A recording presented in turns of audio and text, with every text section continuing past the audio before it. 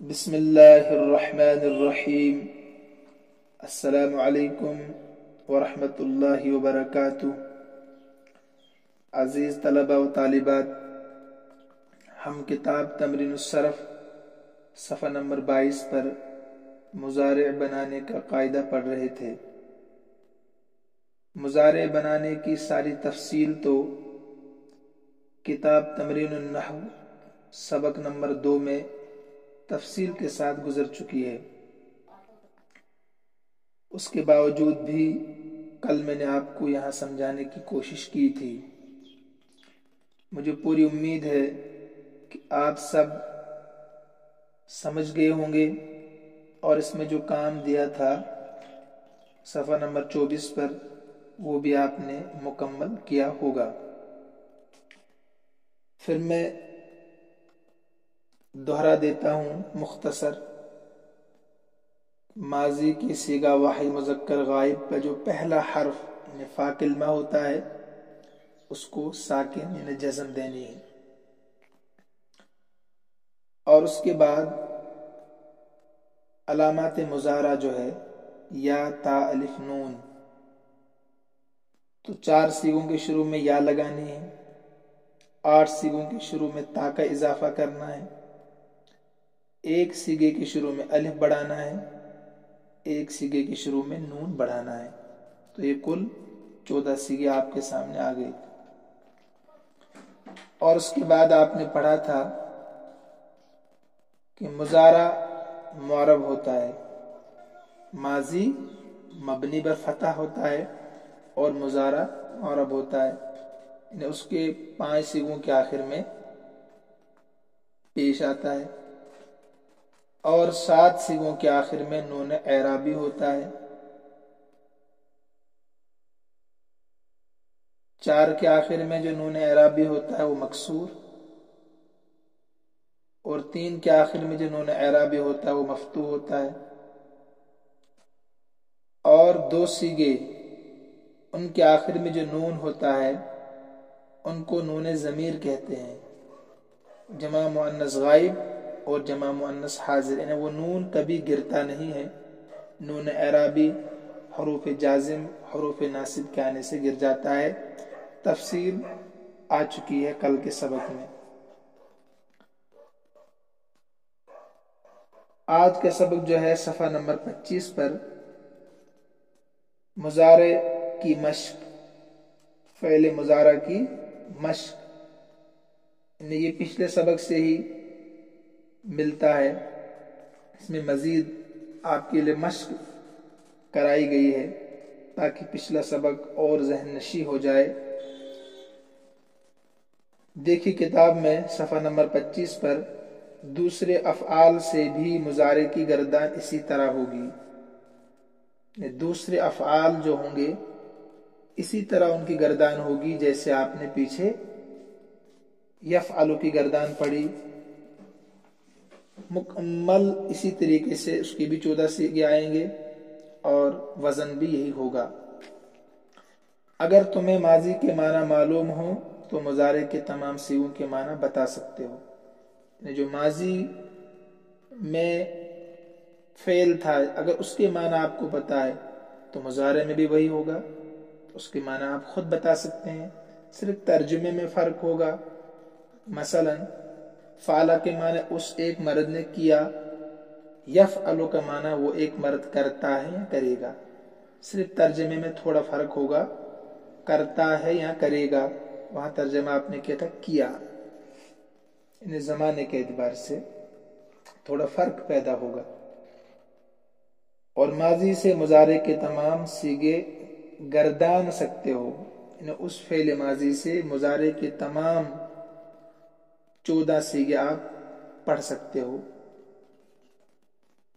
گردان کر سکتے ہو۔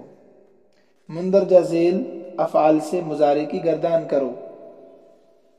مندرجہ ذیل ہو گیا نیچے جو الفاظ دیے گئے ہیں، اپنی کاپی پر اعراب و معنی اور صیغے کے لکھو، نون اعرابی نون ضمیر کی نشاندہی کرو۔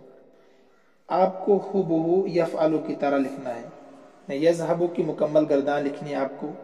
اس کے بعد صیغہ صفحہ نمبر 22 پر آپ دیکھیں، اس کے بعد سیغہ لکھنا ہے، اس کے بعد آپ کو معنی بتانا ہے۔ اس میں جو مزید کام آپ کو دیا ہے نون اعرابی اور نون ضمیر کی نشاندہی کرنی، ٹھیک ہے؟ تو 7 سیغوں کے آخر میں نون اعرابی ہوگا، جہاں بھی نون ہوگا وہ نون اعرابی ہوگا، سوائے جمع مؤنث غائب اور جمع مؤنث حاضر کے، یفعلن تفعلن، یذهبن تذهبن، ان میں نون ضمیر ہوتا ہے، یہ کبھی نہیں گرتا ہے، اور باقی جہاں بھی آپ کو نون نظر آئے وہ نون اعرابی ہی ہوگا۔ تو ایسے ہی آپ کو یہ گردان لکھنی ہے، یہ گردان پہلے آپ نے کبھی لکھی نہیں ہے، تو لہٰذا 5 افعال دیے ہیں، آپ اس میں سے 2 لکھیں کم سے کم، لیکن اسی طریقے سے 5 کام کرنے ہیں آپ کو، ٹھیک ہے؟ سیغے، معنی، اور اس کے بعد نون اعرابی اور نون ضمیر کو الگ کرنا ہے۔ سیغے اور معنی بتاؤ، نون اعرابی اور ضمیر کو واضح کرو۔ یہاں بھی وہی کام ہے، میں نے بتایا پچھلے سبق کی مزید مشق ہے۔ تو یہاں جتنے بھی نیچے فعل دیے گئے ہیں، ان میں 2 3 4 جگہ نون ضمیر ہے، جہاں بھی جمع مؤنث غائب کا صیغہ ہوگا، جمع مؤنث حاضر کا صیغہ ہوگا، ان کے آخر میں نون ضمیر ہوگا۔ باقی جتنے بھی افعال ہے سب میں نون اعرابی ہے جو گر جاتا ہے حروف ناصب اور حروف جازم کے ہوتے ہوئے۔ مثلا پہلی لائن میں یذهبن تذهبن، ان کے آخر میں نون ضمیر ہے۔ تیسری لائن کے آخر میں تفتحن، نون ضمیر ہے۔ چوتھی لائن کے شروع میں یشربن میں نون ضمیر ہے جو آخر میں نون ہے۔ پھر چھٹی لائن کے تیسرے والا فعل جو ہے یسمعن، اس میں نون ضمیر ہے آخر میں۔ باقی جو بھی افعال ہے ان کے آخر میں جو نون ہے وہ نون اعرابی ہی ہے۔ تو معنی آپ کو یاد ہی ہے کہ سب پڑھے ہوئے ہیں، صرف آپ کو زمانے کا خیال رکھنا ہے۔ دیکھیے ذہب کا ترجمہ آپ کرتے تھے وہ گیا، یا ذہبت کا ترجمہ تو گیا، یہاں ہے تذہب، تو جاتا ہے یا جائے گا، جاتا ہے یا جائے گا، تا اور گا، اس کا خیال رکھنا ہے۔ باقی سب پڑھے ہوئے الفاظ ہیں آپ کے، یہ بہت آسان ہے۔ صفحہ نمبر 26 پر آئیے آپ، صفحہ نمبر 26۔ ان جملوں کی عربی بناؤ۔ ہم جائیں گے، ہم جائیں گے تو نذهب، پہلے آپ کو پتا تھا کہ ہم گئے تو ذهبنا، یہاں ہے نذهب۔ تم جاتے ہو اگر ایک ہے تو تذهب۔ وہ سب عورتیں پیئیں گی، وہ یشربن۔ تو جاتی ہے تذهب، مؤنث ہے تذهبین۔ وہ سب سنتے ہیں یسمعون۔ وہ سب سنیں گی یسمعن۔ میں کھولتا ہوں افتح، ہم سب کھولیں گے نفتح۔ وہ 2 عورتیں غصہ ہوں گی، وہ تذهبان۔ تم 2 مرد غصہ ہوتے ہو تغضبان۔ اچھا، وہ 2 عورتیں غصہ ہوں گی تو تغضبان۔ تم 2 مرد غصہ ہوتے ہو تو تغضبان، کیونکہ ملتا جلتا فعل آتا ہے ان کے لیے۔ میں غصہ ہوں گا اغضب، تو پیتی ہے تشربین۔ تم سب پیو گی تشربن۔ تم سب پیتے ہو تشربون۔ تم سب پیو گے، یہاں بھی وہی آئے گا، ایک حال ایک استقبال۔ تم سب پیو گے تشربون۔ وہ سب جائیں گی یذهبن۔ ہم عورتیں سنتی ہے ہم عورتیں سنتی ہے نسمع۔ ہم سب سنیں گے مرد نسمع۔ تو غصہ ہوتی ہے تذهبین۔ وہ 2 غصہ ہوں گے تو یذهبان۔ ہم غصہ ہوتے ہیں نغضب۔ تم 2 پیو گے تو تشربان۔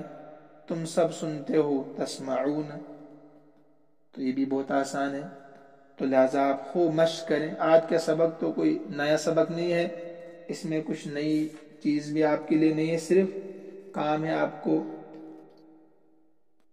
یسمعو یشربو سے مکمل گردان لکھنی ہے، اور اس کے بعد صیغہ بتانا ہے، معنی بتانا ہے، اور نون اعرابی اور نون ضمیر کو الگ کرنا ہے۔